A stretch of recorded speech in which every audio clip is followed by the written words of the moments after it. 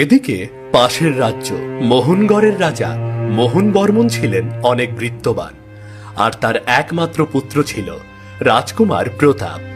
রাজা মোহন তার পুত্রকে বিবাহ দেওয়ার জন্য অনেকদিন হলো পাত্রী দেখছিল, কিন্তু রাজকুমার প্রতাপ কোনো পাত্রীকেই পছন্দ করছিল না। বলো রাজকুমার, কোন মেয়েটা তোমার পছন্দ?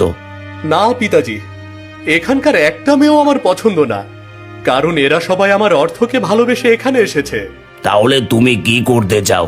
পিতাজি, আমি একজন গরিব মেয়েকে বিয়ে করতে চাই, যার মধ্যে কোনো সম্পদের লোভ থাকবে না। সে একাই নিজের সব কাজ করবে, সব সময় আমার খেয়াল রাখবে।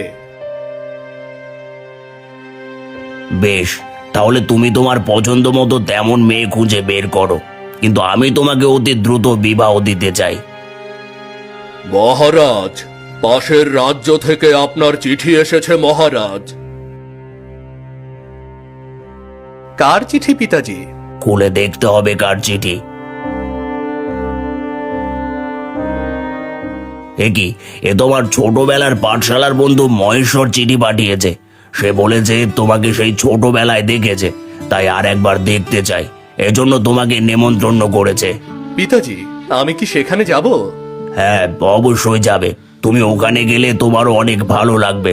ঠিক আছে, তাহলে আপনিও তাকে একটি পত্র পাঠিয়ে দিন। তাকে বলুন, আমার যাওয়ার উপলক্ষে আমি সেখানকার আশেপাশে থাকা সবাইকে পেট ভরে খাওয়াতে চাই। সে যেন সব ব্যবস্থা করে রাখে, আর খরচ যা হয় সব আমিই দেব।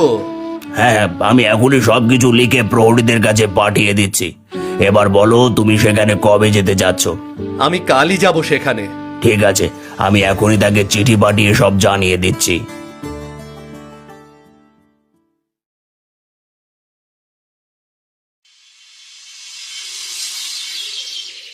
সকাল হলে রাজকুমার মহল থেকে বেরিয়ে পড়ে।